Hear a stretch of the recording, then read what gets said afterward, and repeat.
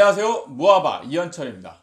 A라는 사람과 B라는 사람, 두 사람이 있는데 이 두 사람의 투자 자본은 5천만 원으로 똑같습니다. A하고 B는 5천만 원을 들여서 각각의 집을 샀습니다. 그래서 A는 2억을 벌었고 B는 1억을 벌었어요. 그러면 누가 기분이 좋을까요?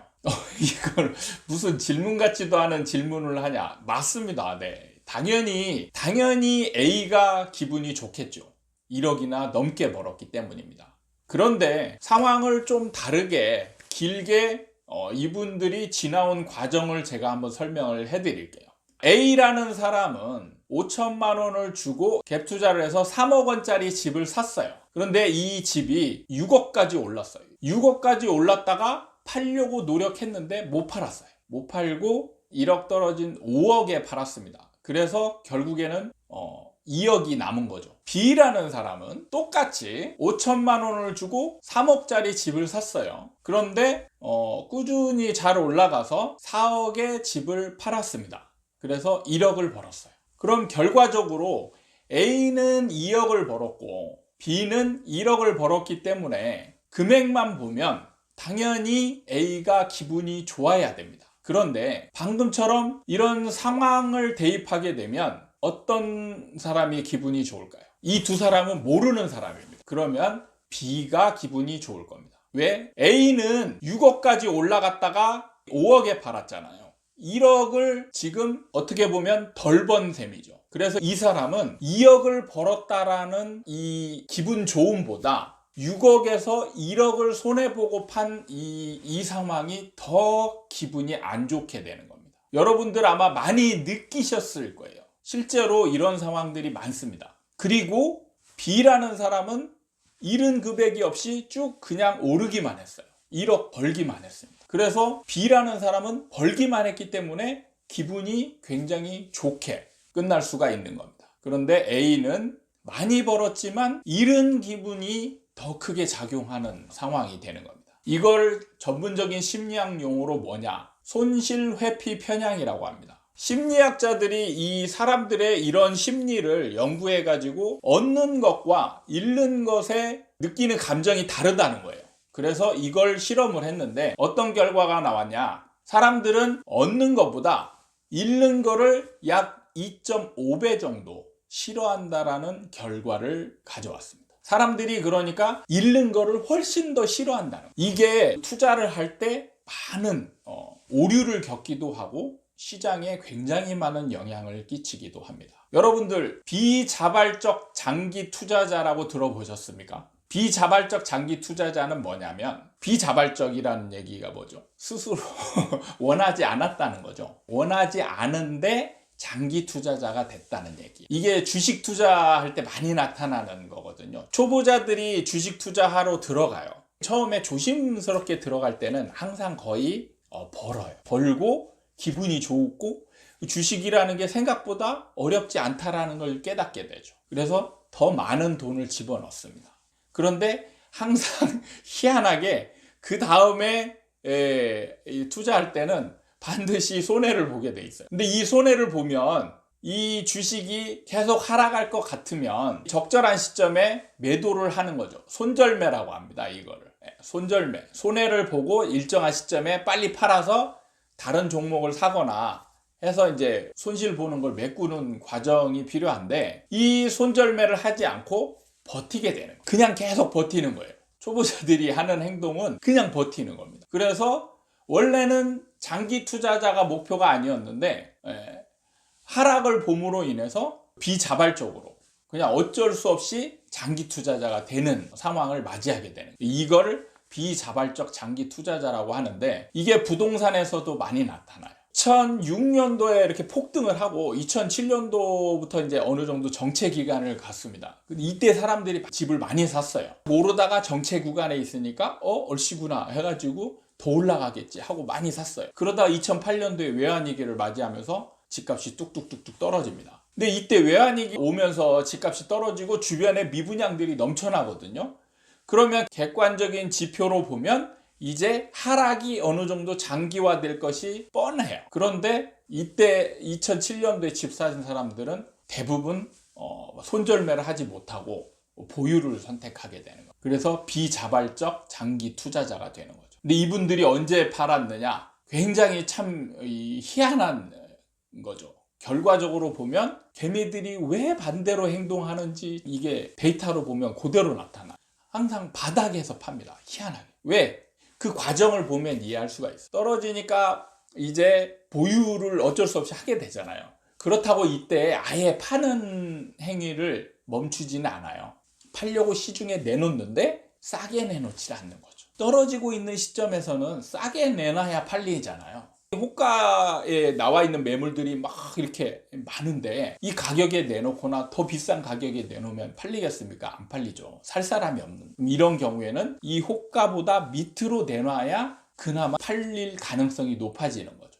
그런데 이 가격에 내놓는 게 아니고 호가 범위 안에 내놓거나 아니면 더 높은 가격에 내놓거나 손해보고 있으니까 이거보다 밑으로 팔면 이제 손해가 극심하게 심해지는 거죠. 그런데 이 사람들이 팔아서 손해가 확정되는 순간은 정말 못 견디는 거예요. 끝나는 거잖아요, 이게. 들고 있으면 그래도 기대 가치가 있는데 이걸 파는 순간 이건 끝나버리는 겁니다. 손실이 확정이 되는 거예요. 그래서 너무 싫어하는 겁니다. 그러니까 싸게 팔지를 못하는 거예요. 그래서 계속 높은 가격에 호가에다 내놓기는 하죠. 내놓고 기다리는 겁니다. 그런데 찾는 사람이 아무도 없어요. 아무도 없이 몇 년을 흘러갑니다. 몇 년을 흘러가는데 그동안에 마음고생은 하죠. 계속 떨어지고 있으니까. 계속 떨어지고 있는데 내 거는 팔리지도 않고 마음고생을 막 하고 있는데 어느 순간에 누군가가 집을 사러 와요. 그럼 이때 팔아야 되냐 말아야 되냐 고민을 하는데 부동산은 꼬대기죠. 지금 팔지 않으면 기회가 없을 수도 있다. 이분은 어쩔 수 없이 매도를 선택하게 되죠. 이 기회를 놓치면 이제 더 오래 갈 수도 있다라는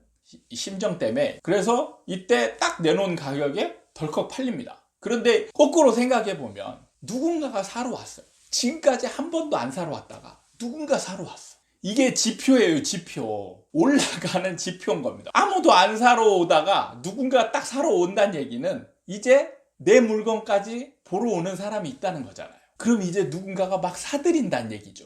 그럼 이제 올라갈 수 있는 상황인 거예요. 그런데 그걸 모르니까, 그런 지표를 모르니까 이때 덜컥 팔아버리는 거예요. 이게 언제냐? 바닥이죠. 그래서 항상 개미는 바닥에서 판다는 게 맞는 거죠. 그 사람 심리가 그렇게 가는 거예요.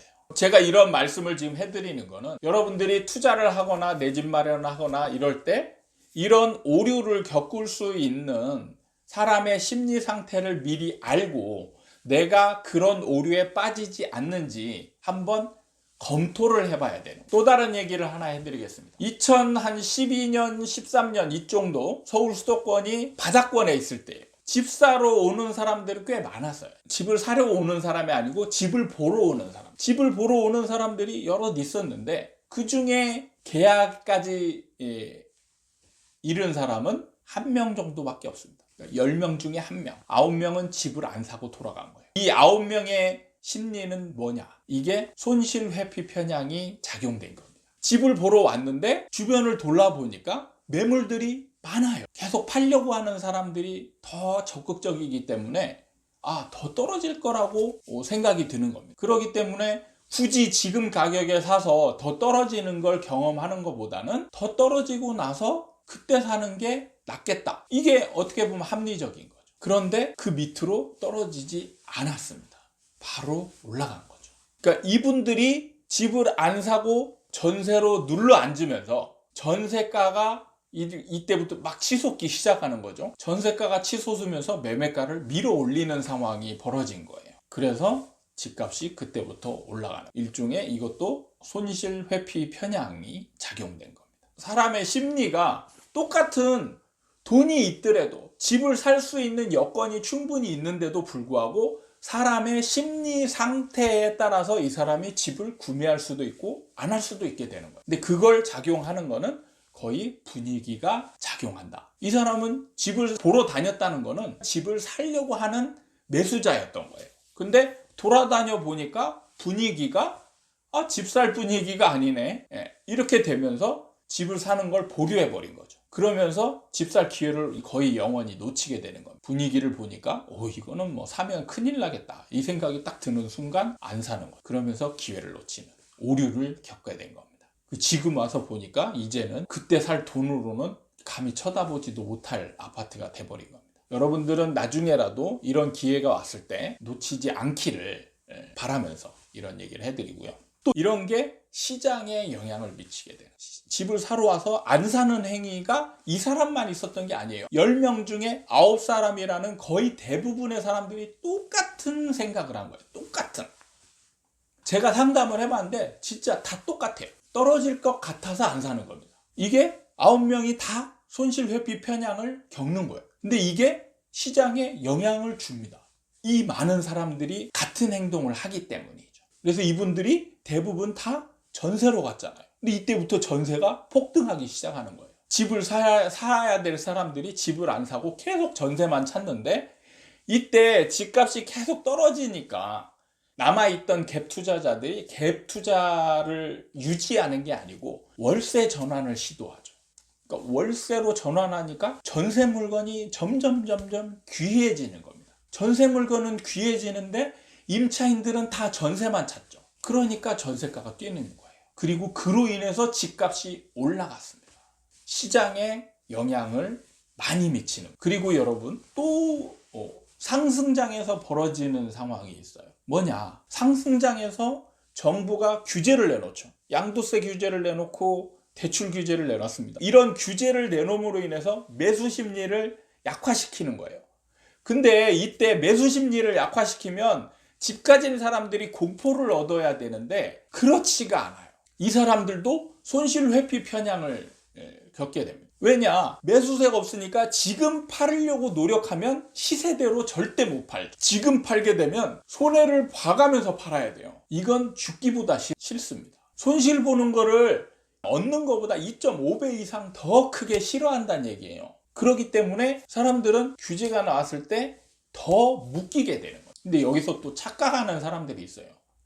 매물이 사라지는 현상을 근본 원인이 이 손실 회피 편향 때문이라고 생각하는 사람이 있어요. 그렇지 않습니다. 손실 회피 편향보다 더 큰 작용이 있을 때는 그 방향으로 가는 거예요. 상승장에서는 뭐가 가장 크게 작용하냐? 상승하려고 하는 기대 심리가 더 크게 작용하는 겁니다. 지금까지 상승하고 있었기 때문에 앞으로 오를 가능성이 더 많은데 여기에 규제가 가해진다. 그러면 이제 손실 회피 편향이 추가로 작용을 해가지고 집을 팔까 고민했던 사람까지도 집을 안 팔게 되는 거예요. 이렇게 시장에 많은 영향을 주고 있습니다. 그러니까 이런 시장에 영향을 미치는 사람의 심리를 잘 알아야 돼요. 그래야 그 시장의 수요와 공급이 어떻게 변하는지를 이해할 수가 있습니다. 그렇지 않고 돈이 막 풀린다? 그럼 돈이 다 부동산으로 간다는 얘기예요. 그때 당시의 분위기에 따라서 다 다른 겁니다. 2012년, 13년도에는 돈이 있는 돈이 다 어디로 갔냐? 차나 소비하는 데 갔어요. 집을 안 사고. 왜냐? 하락기였어요. 근데 지금이 상승기니까 돈이란 돈이 다 부동산으로 몰리려고 하는 겁니다. 그래서 이게 더 커지죠. 근데 만약에 부동산은 가만히 있는데 주식이 막 폭등하고 있다. 그럼 어디로 가죠, 돈이? 주식으로 다 갑니다. 옛날에 비트코인 보세요. 비트코인으로 다 갔어요. 분위기에 따라서 그 돈은 향방이 다르다. 이렇게 보시면 되는 거예요. 사람의 심리에 따라서 그 돈이 어디로 갈지 달라지는 겁니다. 손실 회피 편향에 대해서 잘 이해해 보시고, 그리고 여러분들은 투자하는 데 있어서 이런 오류를 겪지 않았으면 좋겠고, 이게 또 시장에 미치는 영향은 매우 크다. 이런 부분에 대해서 말씀을 드렸습니다. 오늘은 영상 여기까지 하고요. 또 다음에 새로운 주제를 가지고 여러분들 찾아뵙도록 하겠습니다. 감사합니다.